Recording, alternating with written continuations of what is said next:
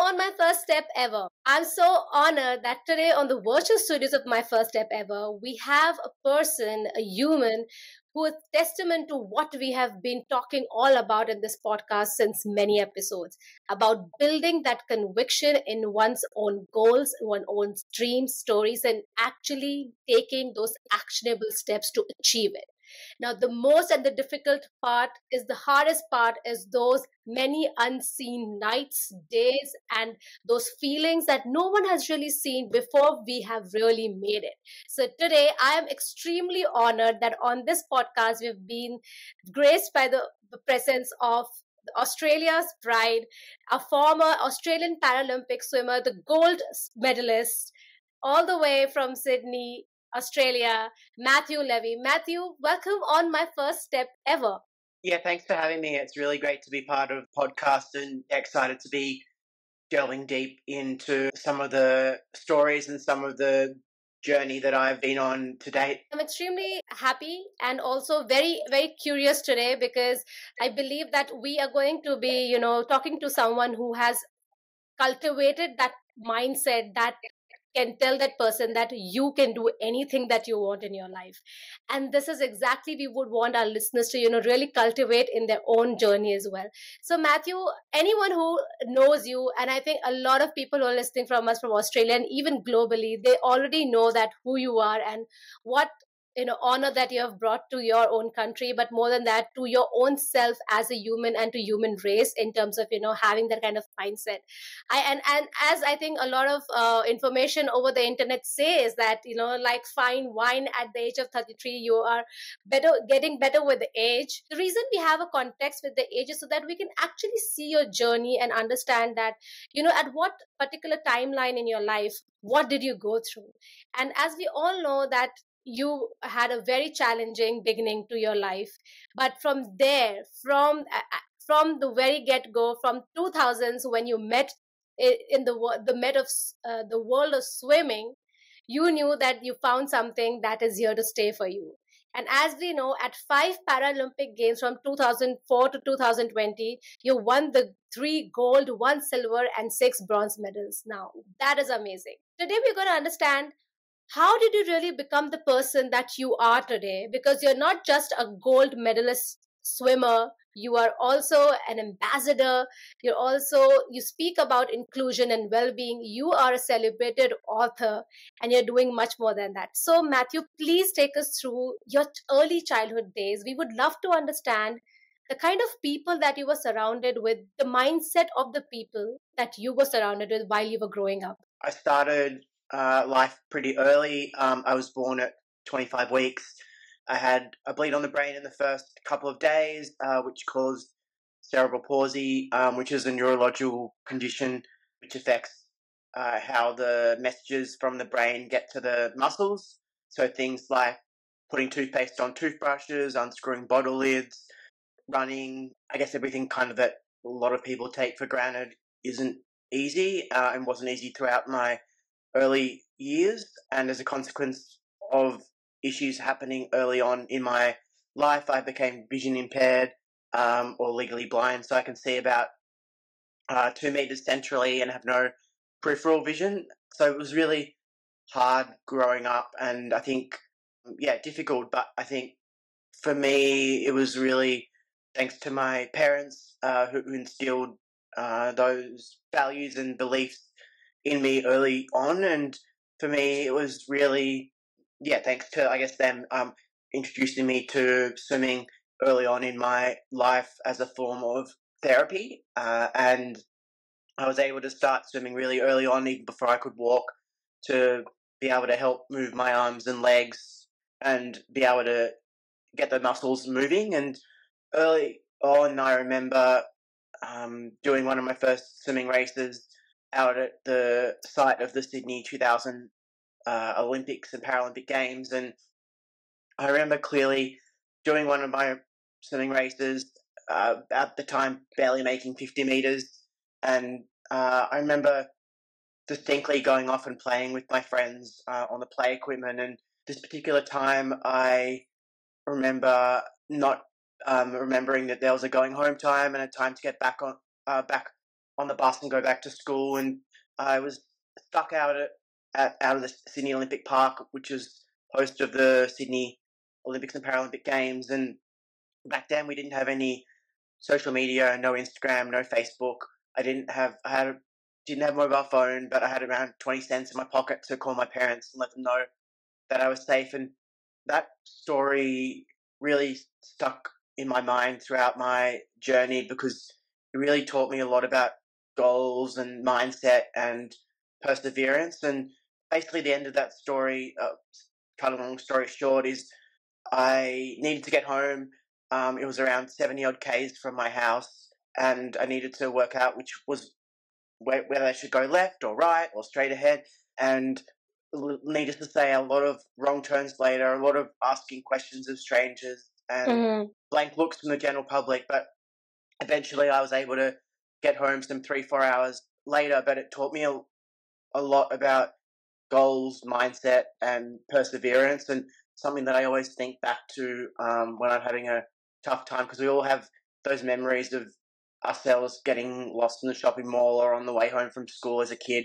And a lot of people think that success is just that gold medal or the touching first in a race, but it's really about the lessons that we learn along the way. And for me, I always think back to, I guess, those stories that I had struggles and adversity, and something like that really has stuck with me throughout my career.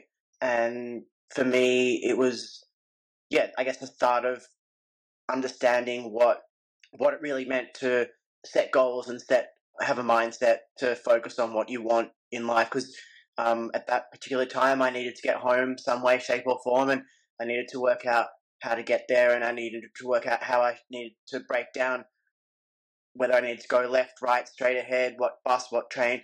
So I needed to break down all that to be able to get to the end goal of getting home. And I think very early on, my parents instilled in me a lot of that perseverance, a lot of that mindset. And I remember one of my first days from school, year 5, I think it was, went to school in the city in Sydney, and we were about half an hour from school. And my dad would always, so about 6 months before I started school in year 5, he would take the bus with me from our house just over the bridge in Sydney to school, and we do that religiously every Sunday.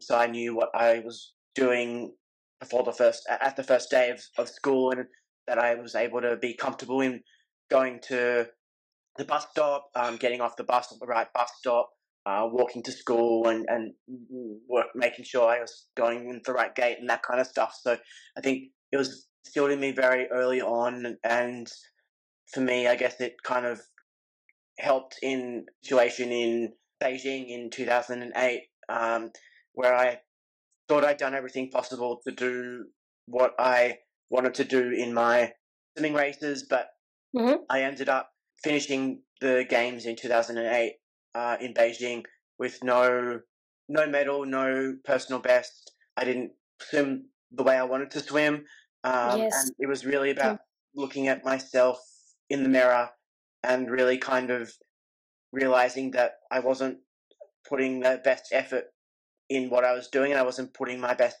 foot forward in my training. And it was I was really, I guess, just going through the motions and just turning up and doing what I need to do to finish the session, and not focusing on the little things and focusing on the little things to improve. And it was really from that moment, and I guess understanding all the lessons that I've learned along the way, but really making me understanding that I really need to put in the effort, and not just put in the effort, but make sure that I really making a conscious effort to turn up to whatever I was doing and giving my best effort. And I think from that moment on, and it was through, I guess, all the learnings that I had around, whether it was my dad taking me to school and teaching me to get the bus, or whether it was getting home from Sydney Olympic Park, it kind of helped, those stories and those experiences helped me in understanding in 2008 that I wasn't giving my best shot. I wasn't giving it my best go. And for me, it was really from that moment that, I realized that I really needed to focus and understand what I wanted to do. And I think, they were, I guess, the real pinnacles and the real moments in my journey and in my career that kind of were the catalyst to my mindset and my perseverance and my approach, I think. And from there, I guess obviously I had a bit of success in in Athens, Beijing, London, Rio, and Tokyo, and a couple of Commonwealth Games and World Championships in between. But I think it was all about that mindset and that experience through that process that helped me and helped improve what I was doing. So I think they were probably the key things that I kind of learned throughout my sporting career, and a lot of it I've been able to take into jobs that I've had post swimming. So I Yes. completed swimming or retired from swimming in 2022 at the Commonwealth Games in Birmingham. Mm-hmm. And it was really, it's been really through, I guess, a lot of the transferable skills, the time management, the Amazing. perseverance, and all that kind of stuff that's helped throughout my career in the business world to really kind of understand a lot of different things. And there's a lot of synergies to sport and business, preferably around, I guess, that team building and that high performance environment, and being able to have and create, I guess, a high performing culture within companies is really something that I've leaned on throughout the time in my corporate career. I started working as well as swimming back in 2009, 2010.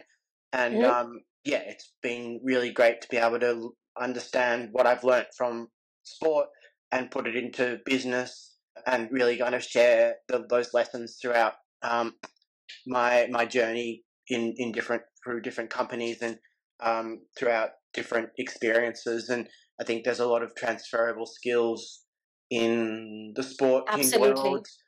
Thank you so much for taking us through the different key points of your life as a overall highlights for us to understand from where did you start and what all have you garnered. And I'm really interested to kind of delve deep, break this journey down into some sections, because our listeners over here are maybe in the different phases of their life, Yeah, and also the different phases of the emotion that they're going through. So I like to kind of trace back a few steps in your story to the very point, let's say before 2000, because before 2000 is where you were actually kind of coming to terms with the situation that you were in, and also somewhere gaining that mindset that when you started off you found swimming in 2000. Then I would really love to look at your the first decade of a swimming career, where you just told us about the initial learnings that you had, and then we have to go into post to 2010 of your career and exactly what you're doing now.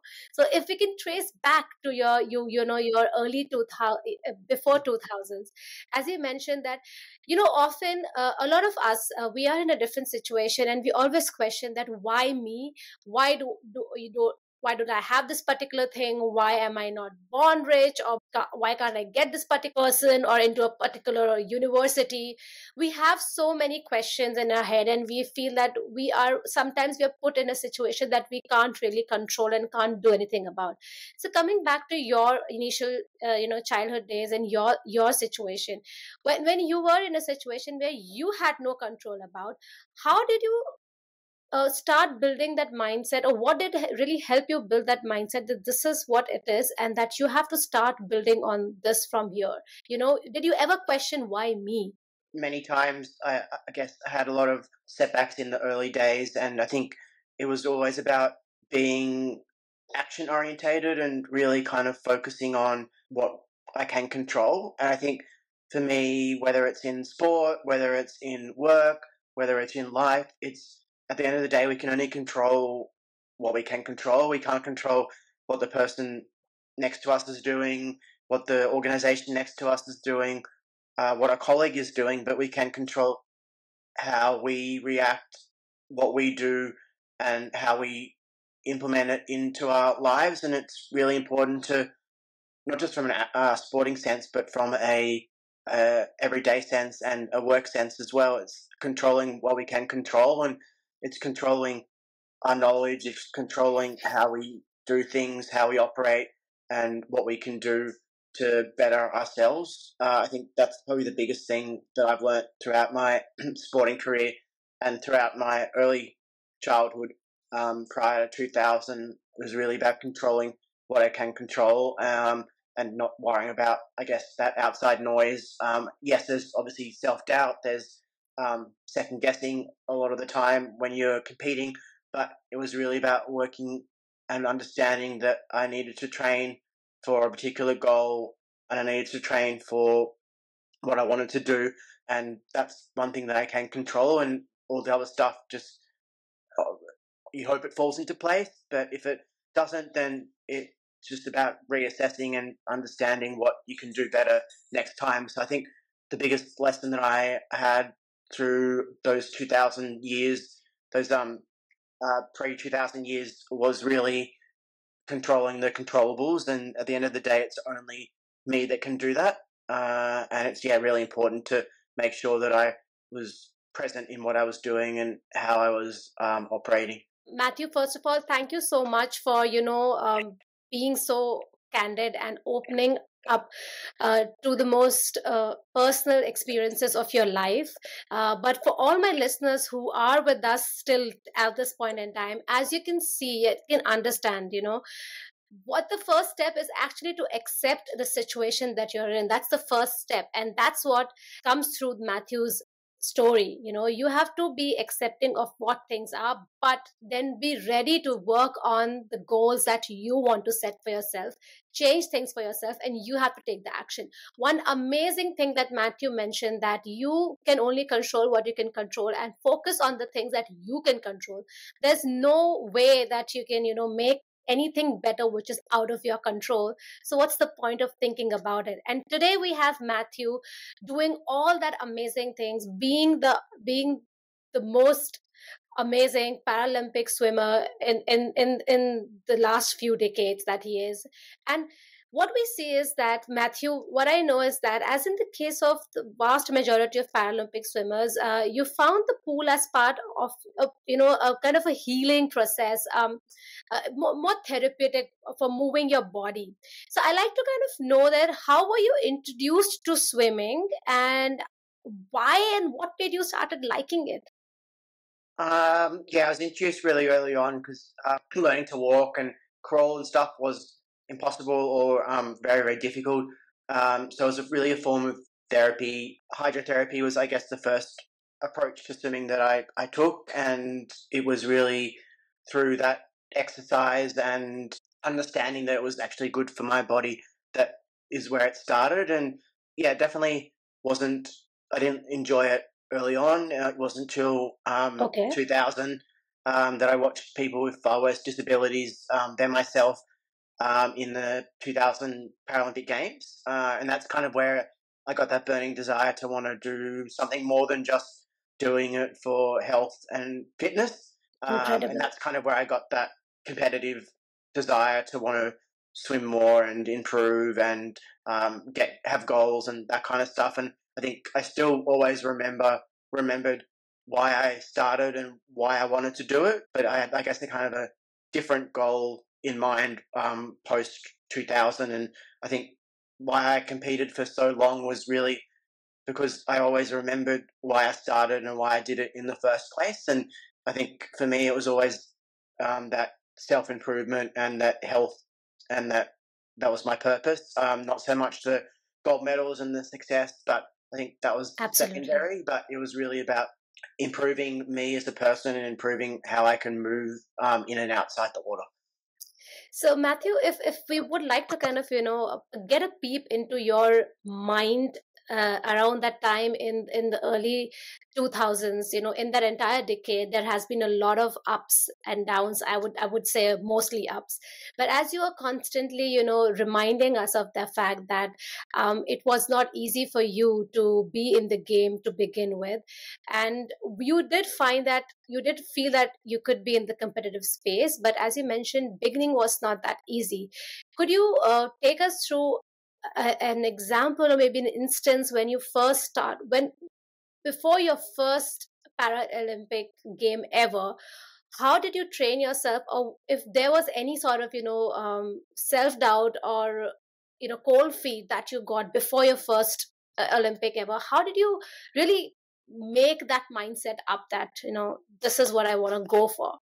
I guess it wasn't so much about, oh, I want to get to a Paralympic Games or get here or get there. It was really about slowly improving my skills, and slowly improving what I was doing, whether it was my tumble turns, whether it was my dives, whether it was doing certain strokes like butterfly, freestyle, breaststroke, whatever it is.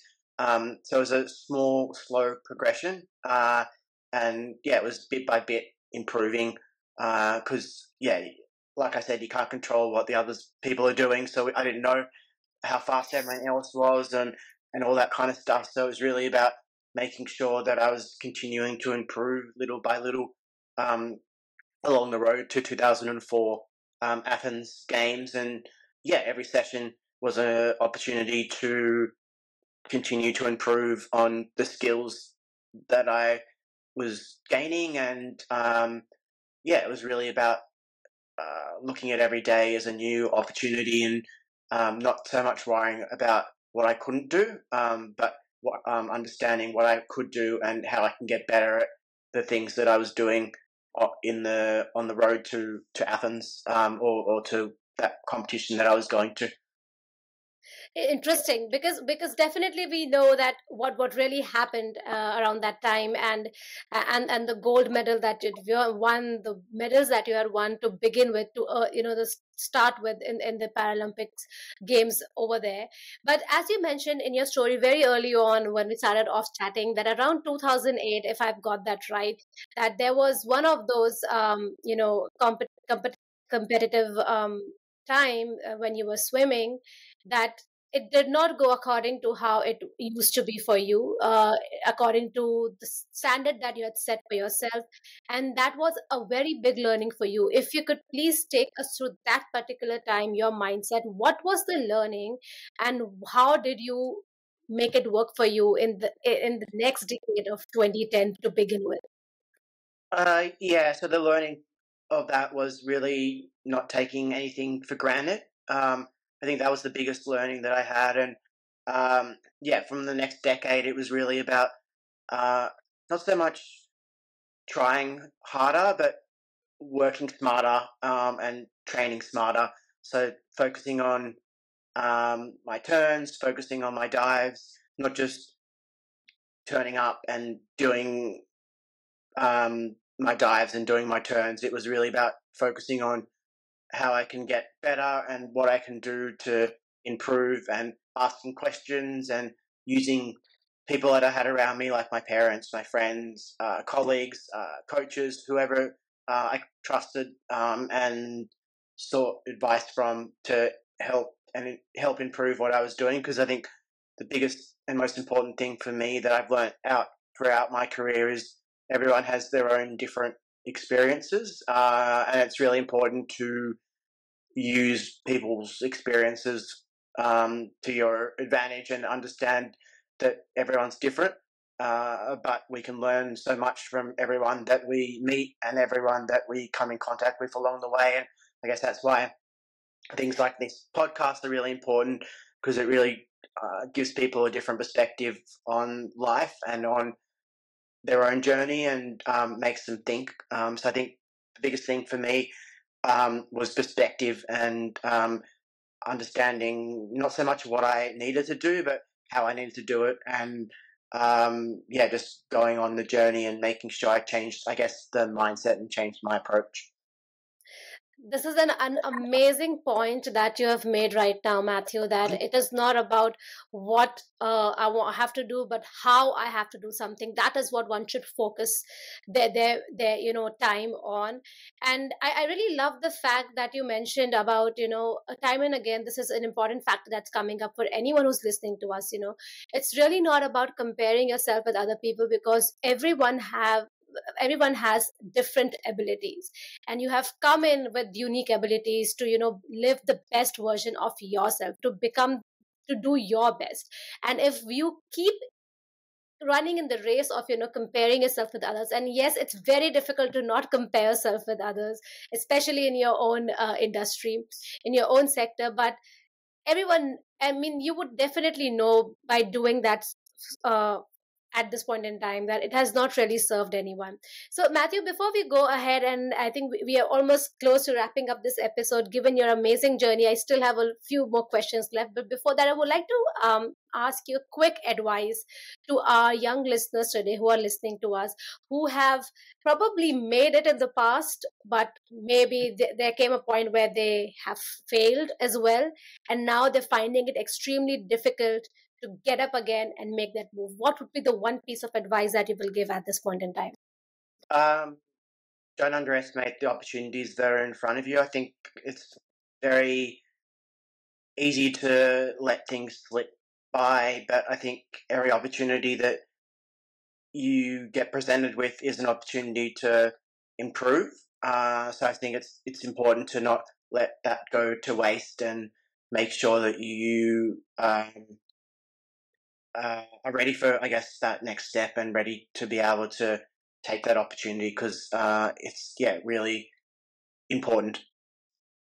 Amazing, because that actually takes us through the opportunity that I think Matthew, you saw through, even in your 2010s, in that particular decade of yours. You definitely were the really at the top notch of your game, doing best. But then you saw opportunity to complete your bachelor's of business from the Swinburne University in 2015, and a master's of business administration at University of Canberra in 2021.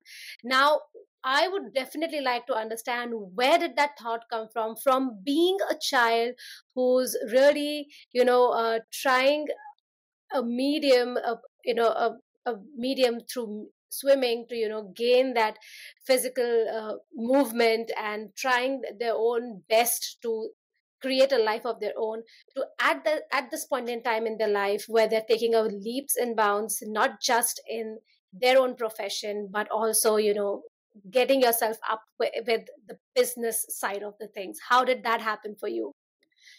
Um, yeah, I think I was working at the time. And I think it was really important to learn and understand things in business, and understand different perspectives. So I think for me, it was just natural to be able to.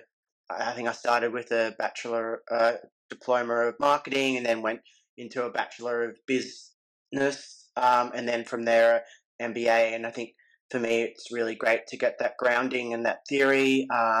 And that project knowledge along the way. So I think it was really important to learn while I had the time when I was swimming. There was a lot of, I guess, plane trips, a lot of overseas trips, a lot of car travels, and that kind of stuff. So there was a lot of downtime in terms of um, not doing much active wise. So I had a lot of time to be able to devote to doing some study and doing some learning and that kind of stuff. So I think for me, it was really important to not just do action things, and not just do things, but also learn new things as well. And uh, doing diploma, bachelor, and MBAs was something that I did just to be able to learn and gain some knowledge along the way. I can see that you definitely are bringing forth the qualities of people who live a fulfilled life, which is, one of them is the continuous urge of learning. And that is incredible, from being the ace swimmer in your industry, to actually also wanting to learn more, having that hunger to do more, to also diversify yourself and get into a different field completely opposite or maybe completely new to you at that point in time.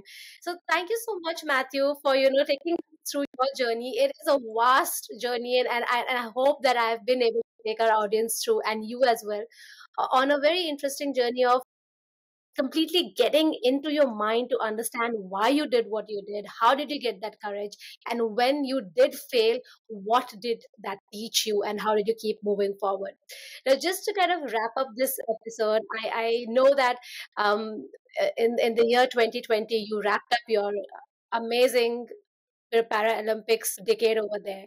I like to kind of ask over here, when you did go for your last Paralympic game, what was your feeling when the game was done? I mean, when you were done with your own lap and swimming, everything was done.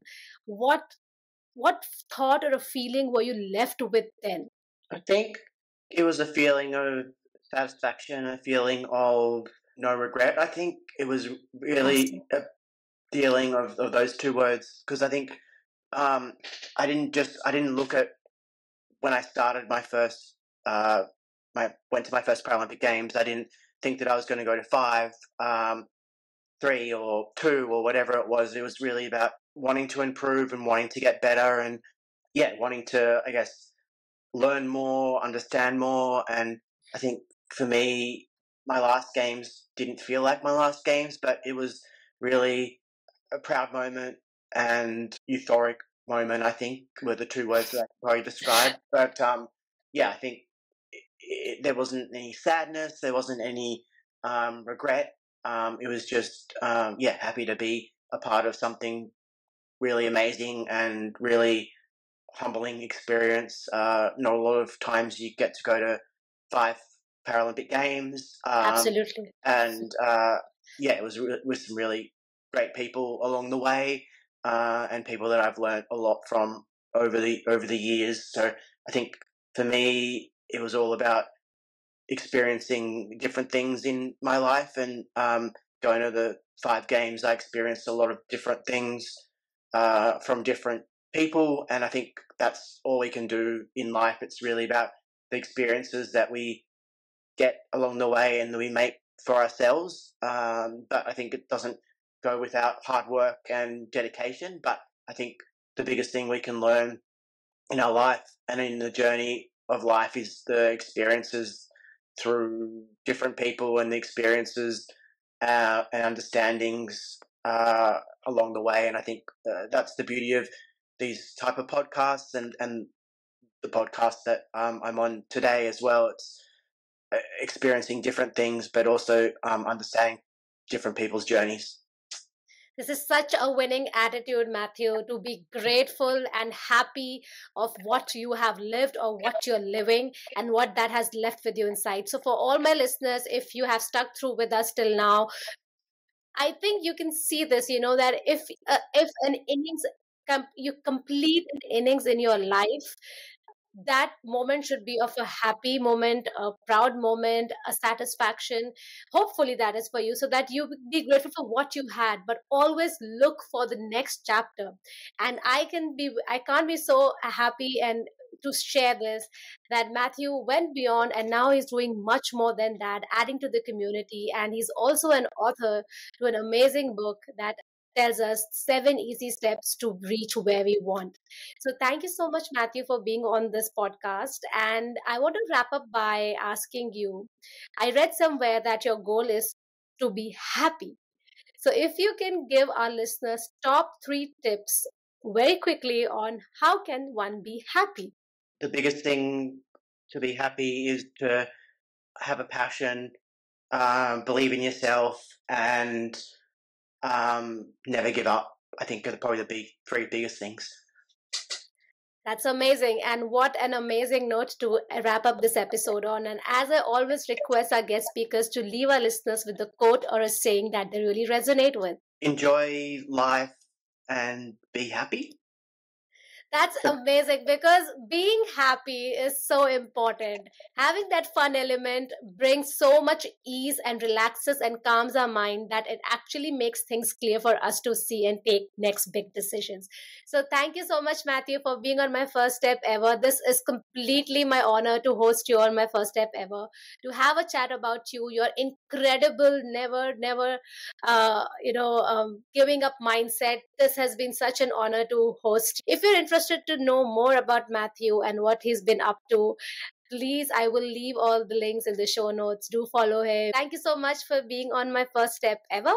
And as I always say, start believing in yourself and keep believing in yourself until we bring next episode to you. Thank you so much, Matthew.